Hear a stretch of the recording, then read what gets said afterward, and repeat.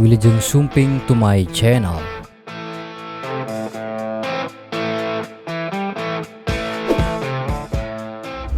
Halo, kembali lagi bersama Aing di Core 16 yang sudah lama sekali tidak sempat membuat skrip dikarenakan terbelenggu malas-malasan.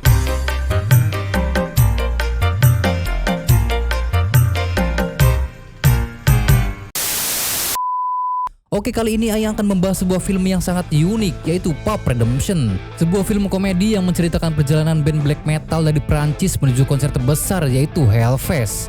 Menurut riset yang Aing dapatkan, black metal adalah musik yang berkembang pada tahun 90-an. Dari beberapa band yang berpengaruh cenderung memberikan unsur radikal, gelap, dan setan. Namun setiap apresiasi adalah hak dan kebebasan, sama sepertinya soal kepercayaan. Adapun ideologi yang berkembang dalam bermusik adalah cara mereka untuk menyampaikan sesuatu dan dikenal. Namun apa hubungannya dengan film ini? Oke, tanpa lama-lama mari kita bahas alurnya sekarang juga. Buat teman-teman yang belum subscribe, mari subscribe dulu biar yang tambah semangat lagi ngina. Lanjut.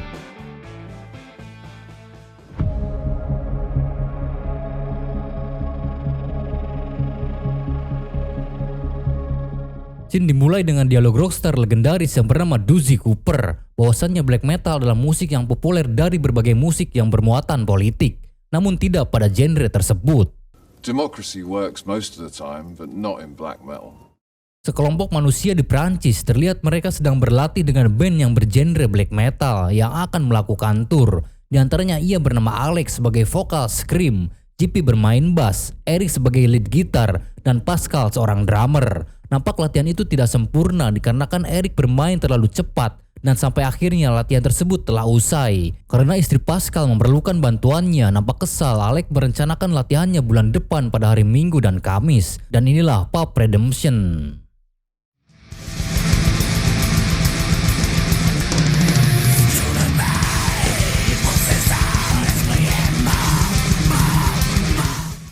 Suatu malam, Alex melakukan sebuah ritual yang seolah-olah ia memanggil roh dari kematian. Tiba-tiba sang nenek memanggilnya dan nampak konyol ketika salib yang ia panggang mengenai tubuhnya sangat terasa panas. Namun di sini terlihat Alex sangat menyayangi sang nenek. Je sais plus. Il voulait quoi?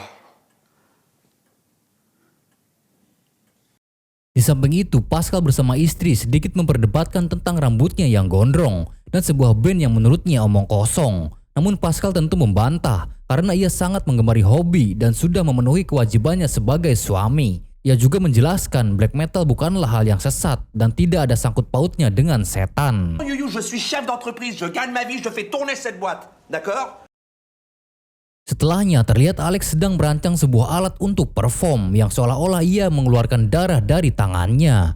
Di balik itu, JP justru mendapat dukungan dari sang istri. Ia selalu memberikan semangat kepadanya. Lalu di sini ada sebuah quotes dari Georges Harrison. Kehidupan yang kau inginkan dan kehidupan selanjutnya tentu takkan pernah kau tahu.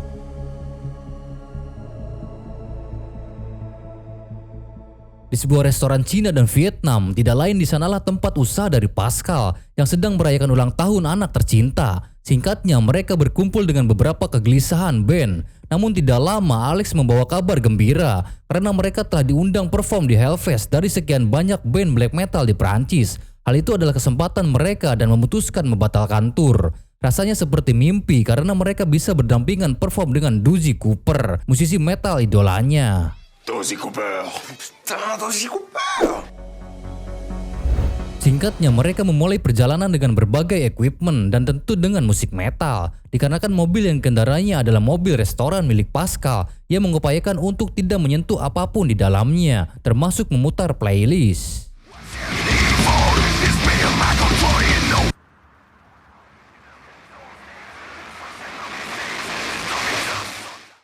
Di tengah perjalanan, Alex berinisiatif untuk melakukan latihan agar penampilan mereka di Hellfest tidaklah mengecewakan.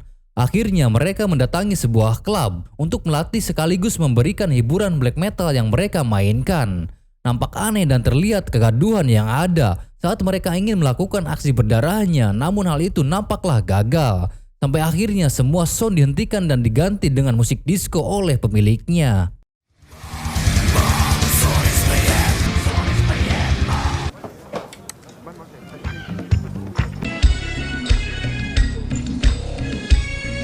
Pour moi,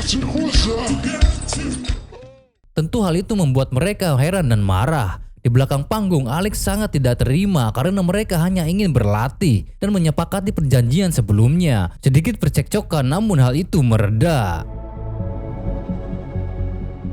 Di saat mereka melanjutkan perjalanannya, tiba-tiba pemilik klub menabraknya dari belakang. Mungkin hal itu disebabkan ia tidak terima atas perlakuan Alex yang sempat mengencingi klubnya sebelum mereka pergi. Dikarenakan Pascal mengkhawatirkan mobilnya, ia pun memeriksa. Sedikit percakapan tentang setan yang sedang mengelilinginya dengan jubah hitam. Namun hal itu dibantah oleh Pascal yang ujarnya hanya omong kosong tentang ucapan Alex terhadapnya.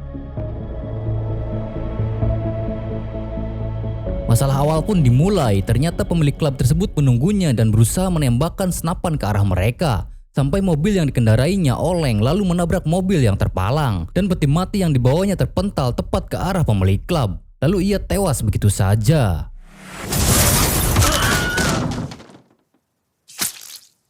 Atas peristiwa tersebut, properti darah yang Alex kenakan justru keluar seolah-olah mereka terluka parah. Dikarenakan mereka semua selamat, justru mengkhawatirkan atas tewasnya pemilik klub tersebut. Sedikit meminta bantuan kepada seseorang yang melintas, namun nampaknya pengendara itu ketakutan karena kostum yang mereka pakai sangat menyeramkan.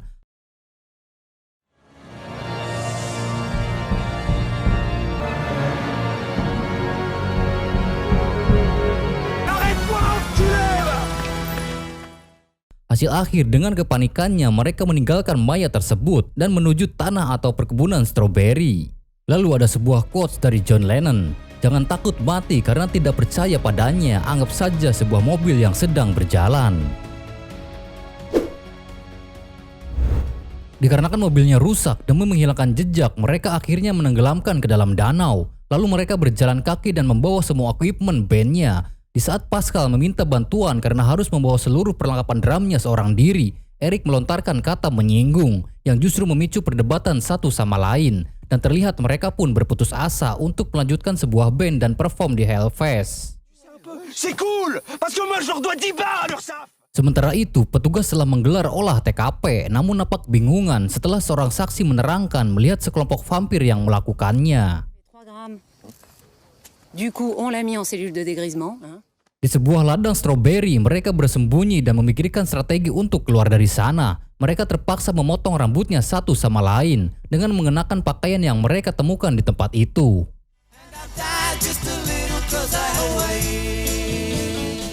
Di sisi lain, pihak berwajib terus melakukan penelitian atas kasusnya dan berhasil menggambarkan sebuah sketsa muka vampir. Hal yang sangat tidak disangka, ternyata anak dari polwan yang menangani kasusnya adalah seorang metalhead. Ia bernama Julian dan langsung memintanya bantuan. Namun sayangnya tidak membawa hasil yang pasti. Justru anak tersebut sangat menginginkan pergi ke Hellfest yang tidak diberikan izin oleh ibunya sang polwan.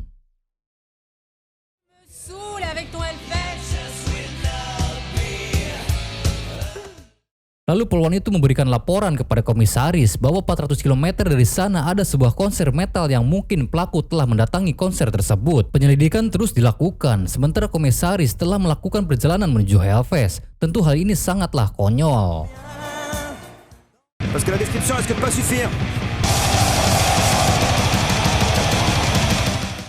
Di samping itu, mereka sangat merasa kacau dan menyesali tindakannya dalam sebuah band. Namun Alex ingin tetap melanjutkan perjalanannya dan perform di Hellfest, sehingga ia melakukan alibi seolah-olah ia terkena kanker kulit untuk mengundang empati, agar mereka menginginkan hal dan mimpi yang sama di Hellfest. Nampaknya hal itu tidak berhasil ketika JP mengetahui kulitnya hanya sekedar alergi strawberry.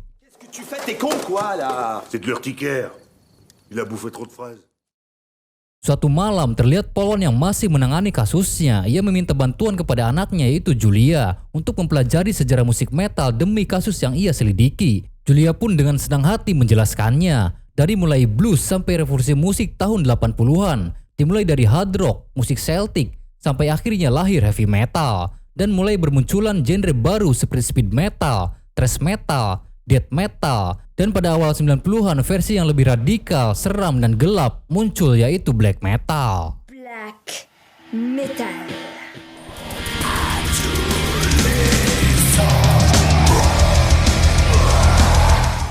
Sementara itu, sang komisaris tiba di Hellfest dan mencari targetnya.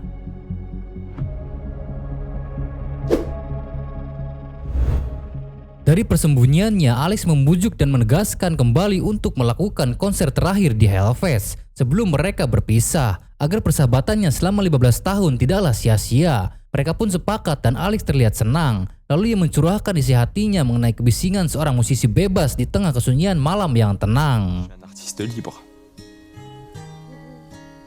Totalement, absolument, viscéralement libre.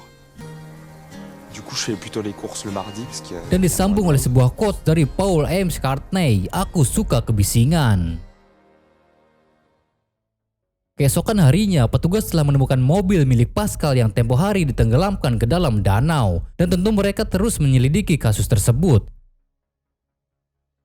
Sementara itu, Alex dan kawan-kawan berhasil mencuri mobil untuk melarikan diri dari tempat persembunyian. Tidak lama dalam perjalanannya, mereka dihadang oleh sekelompok polisi dan tentu panik. Tidak banyak berpikir, polisi itu justru mengira mereka akan pergi ke festival strawberry, lalu mengantarkannya.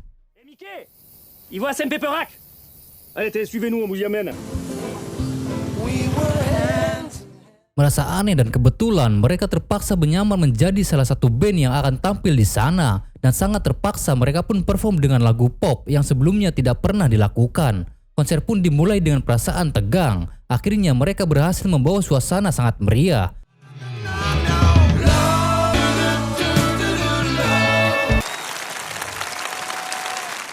Singkatnya, mereka break tentu dengan perasaan senang dan brutal. Namun tidak dengan Alex, ia merasa dipermalukan dan sedikit membahas tentang tujuannya yaitu Hellfest. Tanpa sengaja percakapan itu didengar oleh Julia yang sudah mengenakan atribut metalheadnya. Di sini mereka tidak menghiraukan dan kembali ke atas stage. Namun Alex marah lalu pergi. Penampilan pun dilanjutkan.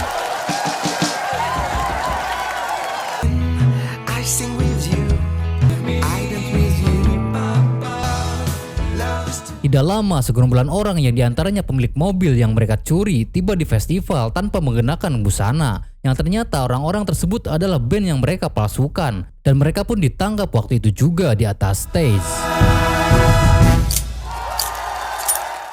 Sementara itu, Alex meninggalkan festival dan ternyata diikuti oleh Julia yang diam-diam menyelidiki. Ia mengetahui semuanya dan memberitahu bahwa teman-temannya sudah tertangkap. Namun ia tetap ingin pergi ke Hellfest dan berharap Alex mengajaknya ke sana. Di sini ia memberitahukan bahwa neneknya meninggal dunia dan memasuki sebuah gereja. Lalu di sini membuktikan bahwa black metal masih tetap beribadah kepada Tuhan.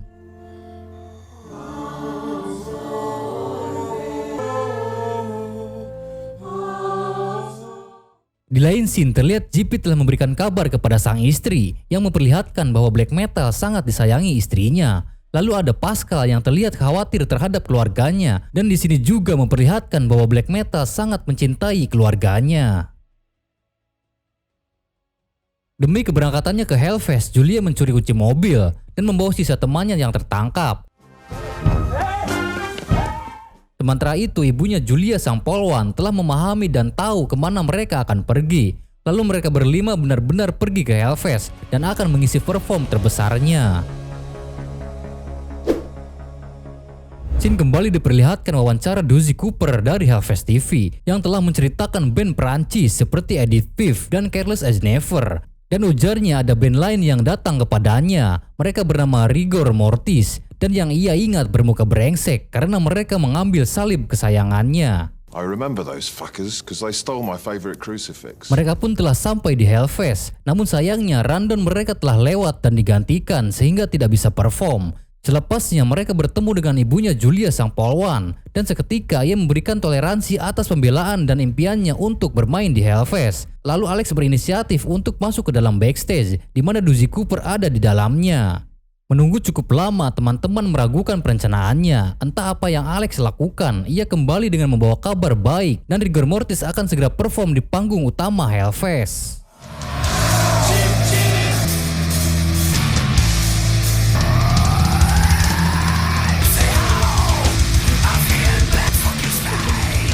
Saat performnya berlangsung, sang komisaris datang dan menegur polwan tersebut atas perintah tugasnya. Namun ia memberikan ciuman mesra demi toleransi yang direncanakannya. Setelah performnya usai, mereka merasakan sangat puas atas mimpinya yang sangat brutal.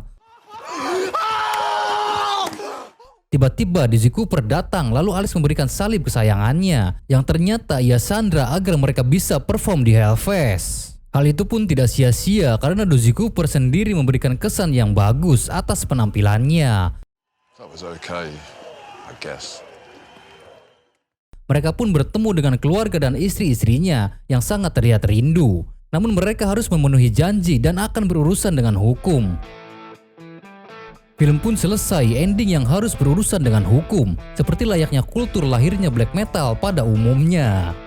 Terlihat tadi beberapa scene dan alur yang membeberkan ke arah komedi bahwasannya black metal adalah sebuah musik yang tidak lepas dari kasih sayang keluarga dan kecintaannya terhadap seorang nenek.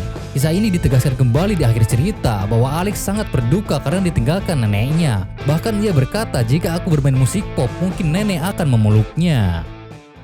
Si ma grand-mère m'avait vu chanter de la pop, je crois qu'elle m'aurait défoncé.